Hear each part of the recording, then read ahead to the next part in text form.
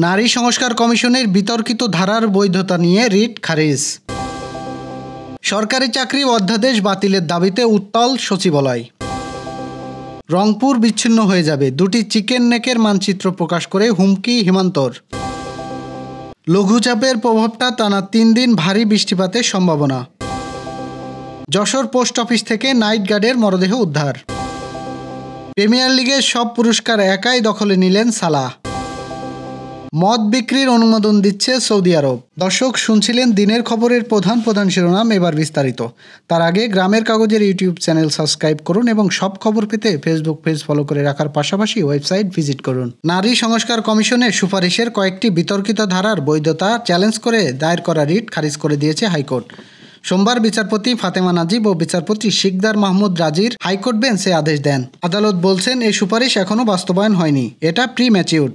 সুপারিশ সরকার বাস্তবায়ন করলে রিটকারী চাইলে আদালতে আসতে পারবেন। গত 19 মে নারী সংস্কার কমিশনের সুপারিশের কয়েকটি বিতর্কিত ধারার বৈধতা চেয়ে চ্যালেঞ্জ করে রিট দায়ের করে শুনানি শেষ হয়। শুনানি শেষে আদেশের জন্য আজকের দিন ধার্য করেন হাইকোর্ট। আদেশের রিটের পক্ষে শুনানি করেন অ্যাডভোকেট রওশন আলী। কমিশনের পক্ষে শুনানি করেন অ্যাডভোকেট ফাইজিয়া করিম ফিরোজ। এর আগে নারী সংস্কার কমিশনের বিতর্কিত সাংঘর্ষিক বিষয়ে পর্যালোচনা করে বিশেষজ্ঞ কমিটি গঠনের নির্দেশনা চেয়ে হাইকোর্টে রিট করা হয়। নারী সংস্কার কমিশনের বিতর্কিত ধারার বৈধতা চ্যালেঞ্জ করা হয়েছে। সুপ্রিম কোর্টের আইনজীবী রওশন আলী এ রিট দায়ের করেন। সরকারি চাকরি অধ্যাদেশ 2025 বাতিলের দাবিতে আজ সোমবার সচিবালয়ে বিক্ষোভ শুরু করেছে কর্মচারীদের বিক্ষোভে উত্তাল হয়ে উঠেছে প্রশাসনের প্রাণকেন্দ্র সচিবালয়।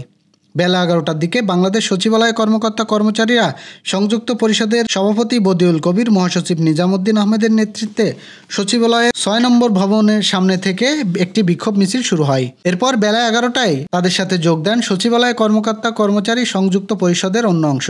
এই অংশের নেতৃত্বে রয়েছেন নুরুল ইসলাম ও মুজাহিদুল ইসলাম।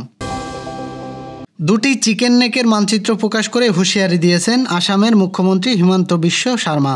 বাংলাদেশের দুটি চিকেন নেক বা শাকনিক করিডোর অত্যন্ত ঝুঁকিপূর্ণ বলে মন্তব্য করেছেন ভারতের আসামের মুখ্যমন্ত্রী হিমন্ত বিশ্ব শর্মা। গতকাল রোববার সামাজিক যোগাযোগ মাধ্যম এক্স পোস্টে তিনি এসব মন্তব্য করেন। ভারতীয় গণমাধ্যম এনডিটিভির প্রতিবেদনে এ তথ্য জানানো হয়। ওই পোস্টে আসামের মুখ্যমন্ত্রী বলেন, যারা ভারতের চিকেন নেক করিডোর নিয়ে হুমকি দেন তাদের মনে রাখা উচিত বাংলাদেশেও এমন করিডোর রয়েছে। তিনি আরও বলেন, দক্ষিণ দিনাজপুর থেকে দক্ষিণ পশ্চিম গারো পাহাড় পর্যন্ত প্রায় 80 কিলোমিটার দীর্ঘ একটি করিডোর রয়েছে উত্তর বাংলাদেশের। ওই করিডোর যে কোনো বিঘ্ন ঘটলে পুরো রংপুর বিভাগের বাংলাদেশের বাকি অংশ পুরোপুরি বিচ্ছিন্ন হয়ে যাবে। হিমান্তর মতে, চট্টগ্রাম বিচ্ছিন্ন করে দিতে সক্ষম দ্বিতীয় চিকেন নেকটি আরও সংকীর্ণ। 28 কিলোমিটার দীর্ঘ এই করিডোর ভারতের দক্ষিণ ত্রিপুরা থেকে বঙ্গোপসাগর পর্যন্ত বিস্তৃত। হিমন্ত বলেন, এই করিডোর বাংলাদেশের শিলিগুড়ি করিডোরের চেয়ে ছোট্ট এবং অনেক বেশি স্পর্শকাতর। চলতি বছরের সপ্তাহখানিক আগে বাংলাদেশের মৌসুমী বায়ু প্রবেশ করেছে। ধীরে ধীরে সারা দেশে পুরো উপমহাদেশে বিস্তৃত লাভ করবে। আগামীকাল একটি লঘুচাপ তৈরি হতে পারে। এর ফলে টানা 3 দিন ভারী বৃষ্টিপাতের সম্ভাবনা রয়েছে। সোমবার সকালে আবহাওয়া অধিদপ্তর থেকে এক বিজ্ঞপ্তিতে দক্ষিণ পশ্চিম বায়ু বাংলাদেশের চট্টগ্রাম বিভাগ পর্যন্ত অগ্রসর হয়েছে এবং অগ্রসর হওয়া অনুকূল পরিবেশ রয়েছে। আগামী 27 মে উত্তর বঙ্গোপসাগর তৎসংলগ্ন এলাকার একটি লঘুচাপ সৃষ্টি হতে পারে। এ অবস্থায় 29 মে থেকে দেশের অধিকাংশ জায়গায় ভারী বৃষ্টি হতে পারে। এদিকে সরকারি আবহাওয়া বিষয়ক ওয়েবসাইট আবহাওয়া.com প্রধান আবহাওয়াবিদ মুস্তফা কামাল পলাশ ফেসবুকে জানান, মৌসুমী বায়ু বাংলাদেশ কক্সবাজার জেলার উপকূলীয় শনিবারে পৌঁছে গেছে। অর্থাৎ শনিবার বা রোববার বাংলাদেশে বর্ষাকাল শুরু হতে যাচ্ছে। উল্লেখ্য যে ঐতিহাসিকভাবে বর্ষাকালের উত্তর পশ্চিমমুখী মৌসুমী বায়ু প্রবাহ কক্সবাজার জেলায় পৌঁছে 31 বা 1 জুন অর্থাৎ 2025 সালের মৌসুমী বায়ু বাংলাদেশে প্রবেশ করে শুরু করলো প্রায় 8 দিন পূর্বে। যশোর প্রধান ডাকঘরের নাইট গার্ড রবিউল ইসলামের মরদেহ উদ্ধার করেছে পুলিশ। তিনি মাগুরা জেলার মোহাম্মদপুর উপজেলার ঘুরাইল গ্রামের আকবর আলীর ছেলে। রাতে ডিউটি করতে আসেন।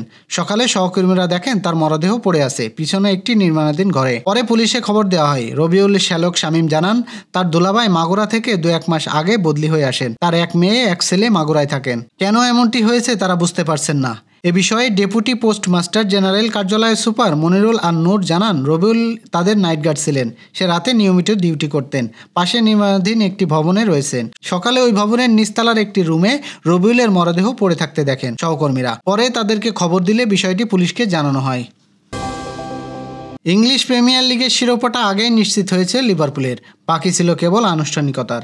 সে আনুষ্ঠানিকতার সর্বশেষ হলো ক্রিস্টাল প্যালেসের সঙ্গে 1-1 গোলে ড্র করে মৌসুম শেষ করেছে অলরেডরা। ম্যাচের সব শিরোপা উৎসবটা সেরেছে লিভারপুল, সেখানে মধ্যমণি মোহাম্মদ সালাহ। মৌসুমের শেষ ম্যাচেও লিভারপুলের ত্রাতা সালাহ 84 মিনিটে তার করা গোলেই স্বস্তির ড্র নিয়ে মাঠ ছেড়েছে লিভারপুল, আর তাতে মৌসুমের সব পুরস্কার একাই হাতে তুলে নিয়েছেন সালাহ। এবারের লিগে 38 ম্যাচে সালাহ গোল করেছেন 29টি, সঙ্গে অ্যাসিস্ট করেছেন 18টি। ইউরোপের শীর্ষ 5 লিগের মধ্যে এই মৌসুমে 10-এর বেশি গোল করা এবং অ্যাসিস্ট আছে কেবলই দুজনের, তাদের একজন সালাহ। এমন দুর্দান্ত পারফরমেন্সের সুবাদে সালাহ জিতেছেন প্রিমিয়ার লিগের গোল্ডেন বুট, প্লেমেকার অ্যাওয়ার্ড, সর্বোচ্চ গোল এবং সর্বোচ্চ অ্যাসিস্টের পুরস্কার। পাশাপাশি প্রিমিয়ার লিগের সেরা খেলোয়াড় নির্বাচিত হয়েছেন মোহাম্মদ সালাহ, যার ফলে ইংলিশ প্রিমিয়ার লিগের ইতিহাসে একই সিজনে গোল, অ্যাসিস্ট এবং সেরা খেলোয়াড়ের পুরস্কার একমাত্র পাওয়া ফুটবলার মোহাম্মদ সালাহ। সালাহ অবশ্য ইতিহাসের প্রথম খেলোয়াড় হিসেবে একাধিক সিজনে গোল্ডেন বুট এবং প্লেমেকার অ্যাওয়ার্ড জিতেছেন।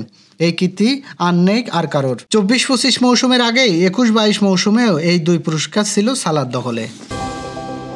দীর্ঘদিনের জন্য দেশের বিভিন্ন স্থানে মদ বিক্রির অনুমোদন দিতে যাচ্ছে সৌদি আরব। 2034 সালের ফিফা বিশ্বকাপ এবং 2030 সালের এক্সপোর্ট সহ বড় বড় আন্তর্জাতিক ইভেন্ট আয়োজনের প্রগতির আগে দর্শনার্থীদের জন্য আকর্ষণ করার লক্ষ্যে এই সিদ্ধান্ত নিয়েছে দেশটি। এর আওতায় 2026 সালের মধ্যে 66টি পর্যটন স্থানে দীর্ঘদিন জন্য মদ নিষেধাজ্ঞা তুলে নেবে। দ্য সানের প্রতিবেদনে বলা হয়, এক ধাক্কায় অতিরক্ষণশীল দেশটি 5 তারকা হোটেল, বিলাসবহুল রিসোর্ট, প্রবাসী বান্ধব করিডোর সহ লাইসেন্স প্রাপ্ত স্থানে ওয়াইন, বিয়ার, সাইডার বিক্রির অনুমতি দেবে। তবে জনসাধারণ, বাড়ি, দোকান এবং ফ্যানজোনে ধূমপান নিষিদ্ধ থাকবে। এই নাটকীয়তার নীতিগত পরিবর্তন ক্রাউন প্রিন্স মোহাম্মদ বিন সালমানের ভিশন 2030-এর অংশ, যার লক্ষ্য আন্তর্জাতিক পর্যটন বৃদ্ধি করা, বিদেশের বিনিয়োগ আকৃষ্ট করা এবং টিটোলাল ভাবমূর্তি ঝেড়ে ফেলা।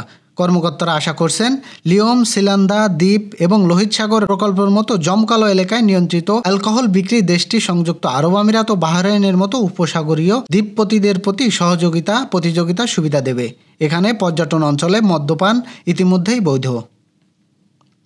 এই ছিল দুপুরের আয়োজন। এতক্ষণ সাথে থাকার জন্য ধন্যবাদ।